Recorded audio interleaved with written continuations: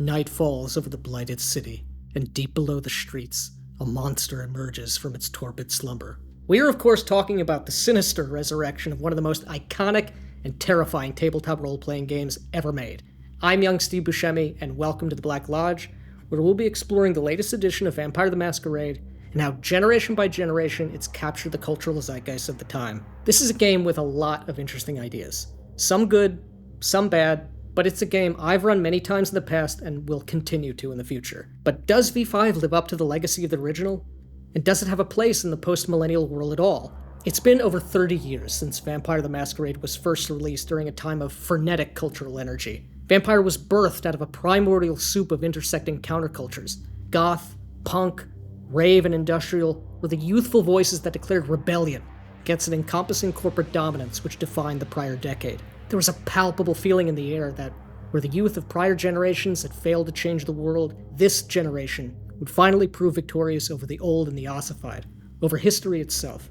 In parallel, the impending turn of the millennium had created an atmosphere of approaching apocalypse. The turning of the age brought with it feelings that the world as we knew it was coming to an end, and an uncertainty about what would come in the next age. Vampire crystallized these cultural undercurrents in a frenzied marriage of anti-authoritarianism, revelations of dark and hidden conspiracies, and the apocalyptic spiritualism that pervaded both evangelical Christianity and New Age mysticism. This amalgamation gave rise to a new and unique aesthetic that we now know as Gothic Punk. It is a product of a specific moment in history, a moment that has passed. Vampire captures all of this in the conflict between the young and idealistic neonates against their cruel and unchanging elders. Our fears over global consolidation and conspiracy was given the name Camarilla, and this revealed just how depraved our masters were.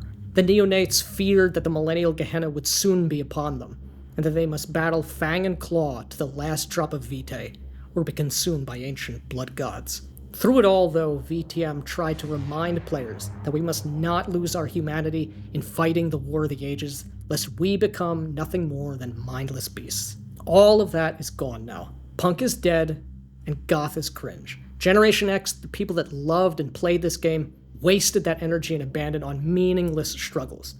They were LARPing, but were too deluded to know it. So when the apocalypse of the millennium didn't materialize, that energy had been spent, and they instead settled for the Matrix. They voluntarily entered the pods. The creators of the game, on some level, intuited this. In the early 2000s, the World of Darkness came to an end with the Time of Judgment series. All of the White Wolf game lines fulfilled their prophecies of apocalypse, and the company had no stories left to tell in that world.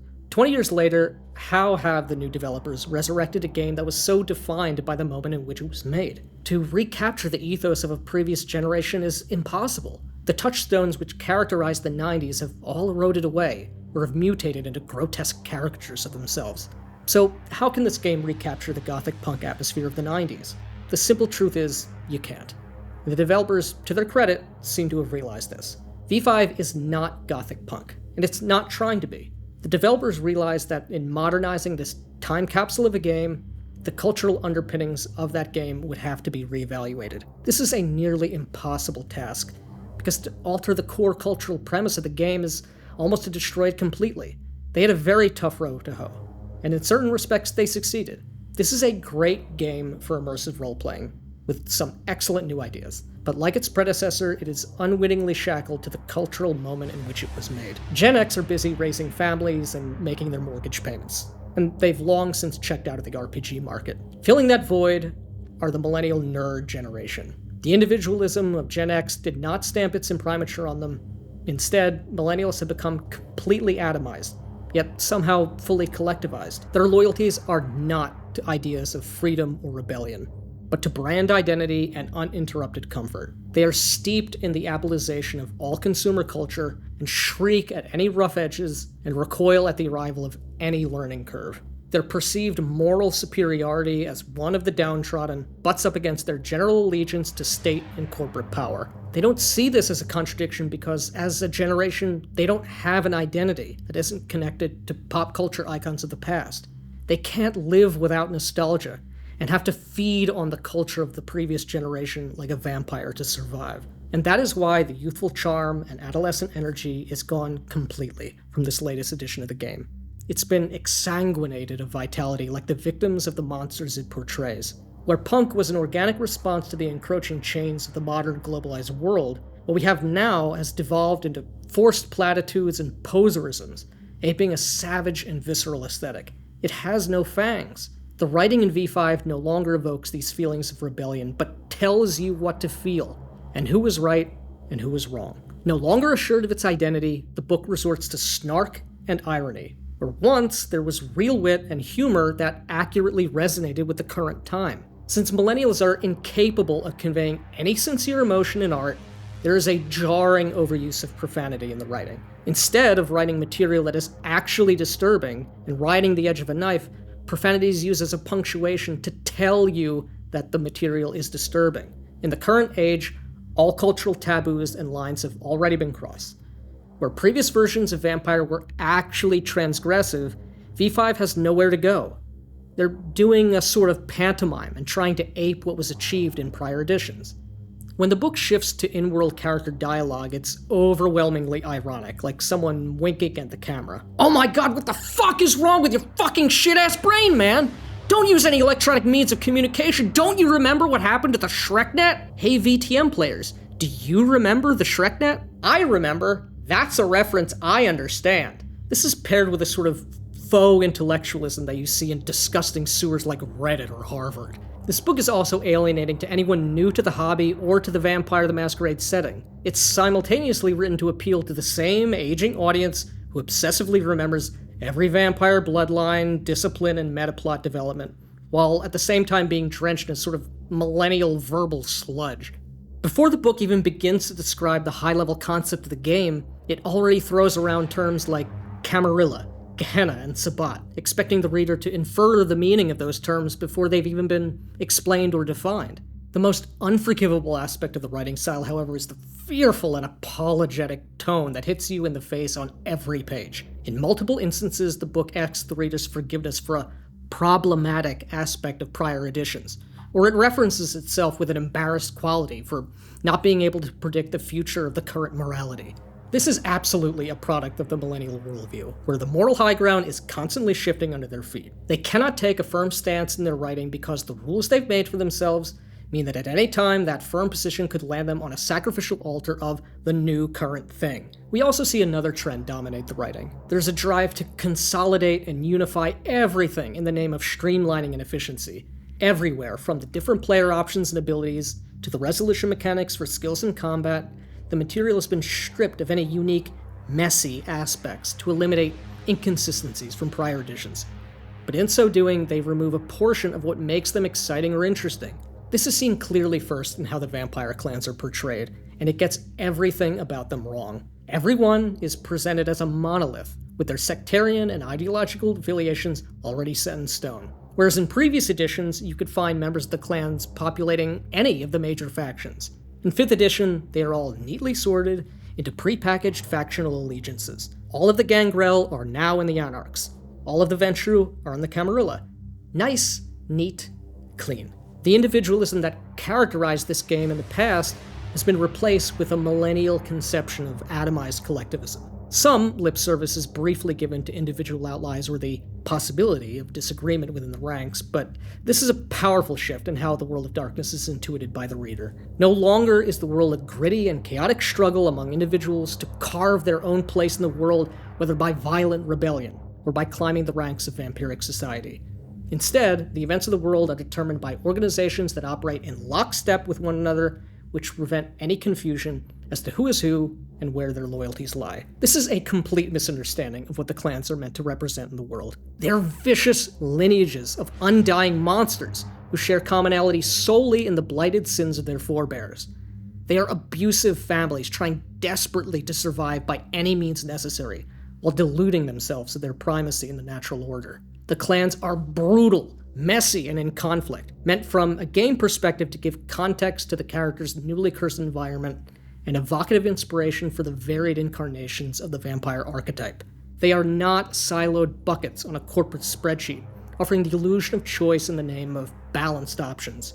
This is carried further with the decision to curtail several of the unique clan disciplines and fold them in with existing baseline power lists. The Malkavian disciplines of demontation, for instance, now exist as a single power, requiring 2 dots of dominate and 2 dots of obfuscate, while a smattering of the old Serpentis from the Setites are now brought fully into Protean.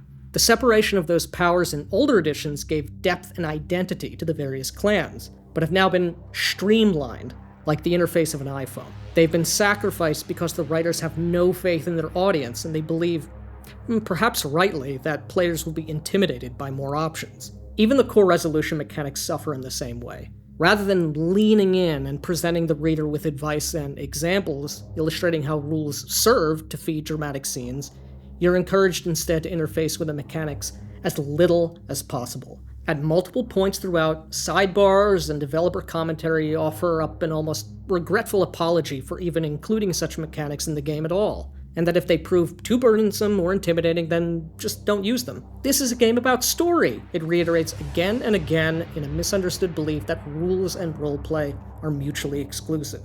Put briefly, the primary resolution mechanic is a D10 dice pool system. Characters have attributes and skills that can range from 1 to 5. Combine the appropriate attribute plus skill for the challenge and roll that many D10s. Results of a 1 to 5 count as failures, while 6 to 10 are successes. Count up the number of successes you have and compare them against the difficulty value, determining how your character performed. This is not overly complicated or unusual in RPGs. And for the book to presume that their audience is so stupid undermines the strong sense of style and identity that makes the game so attractive in the first place.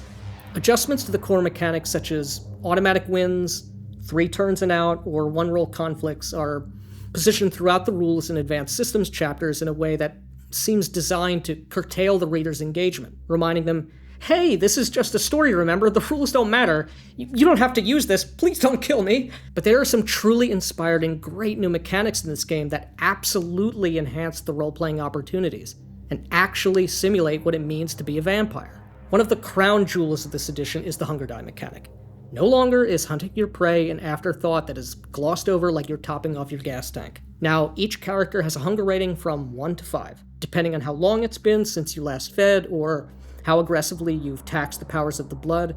Your dice pool will have a number of normal dice replaced with different colored hunger dice, corresponding to your current hunger rating.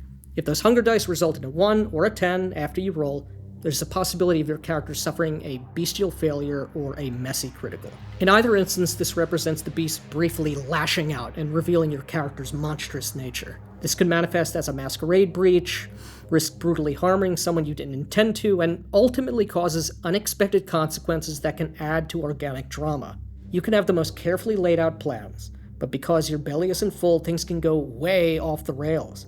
No longer does a player simply fear the narrow circumstances where their vampire may frenzy. The beast is constantly gnawing at them and shaking the bars of its cage. You can no longer ignore what you are. It's always there. It's always hungry. And it is always waiting for that one moment of weakness. Paired with this is the new blood resonance mechanic, which adds depth to scenes of hunting and feeding. The gas station stop at the nightclub is now no longer something that GMs or players will hand-wave away. The blood of your victims has specific power. Not all mortals are the same. Their temperament and the depth of their emotions permeates their blood, and when you feed on them, this blood resonance impacts your supernatural abilities. For example, feeding from a mortal crippled with depression or anxiety may empower your abilities of stealth or obfuscate, as you take on your victim's desire to disappear from the world. Or, if you feed from someone you've seduced and aroused, your character may find their abilities of expression or presence similarly inflamed. This is a synthesis of mechanics and roleplay that makes the game darker and more monstrous, as you're incentivized to cruelly manipulate your victims to feel what you want them to feel and to serve your ends. So, what does all this mean? What's the takeaway? Vampire the Masquerade in its original incarnation was a snapshot in time. It presents us with a vivid image of an ascendant culture that was on the brink of decline. V5 is a deeply flawed game that is at odds with its past and yet is unable to truly visualize a coherent or inspirational future. Yet these flaws of Arrested Development are, in fact, what marks it firmly as the perfect representation of the current moment we live in. As Armand states to Louis, that is the very spirit of your age. V5 sought to resurrect the magic of the older editions, not by a free and organic inspiration, but as a cosmetic surgeon or a technical engineer, cutting away perceived inefficiencies or problematic baggage, while gussying up the text and the banal jargon of popular culture. Strangely, the developers have succeeded in fulfilling the legacy of Vampire in a manner in which they could not have anticipated or intended. This game is also a snapshot in time. It fully encapsulates the zeitgeist of the millennial cultural milieu. It exists as an anachronism of the present day, in the same way that the genre of Gothic Punk encapsulated the Gen X worldview of the 90s. The result, sadly, will not achieve the lasting resonance of V5's forebears, and it's come at the cost of their immortality. As with Star Wars, Star Trek, or the Marvelverse, it's no longer truly possible to view the original game outside of the context of the later revisions which have come long after its time has passed.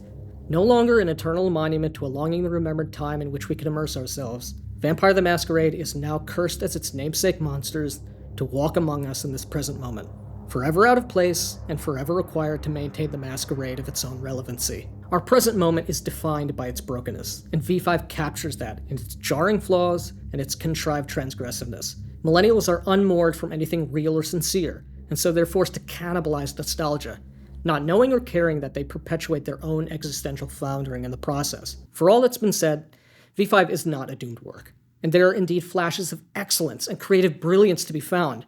It is a game I will play for a very long time, as there's lots of interesting ideas in the updated lore. From the consequences of the Beckoning to the emergence of the Second Inquisition, along with many other interesting changes to the World of Darkness, we will have a lot more to talk about with Vampire the Masquerade 5th Edition. If you liked this video, you are correct. Show us how right you are by smashing the like and subscribing to the bell. We've got a lot more videos like this on the way.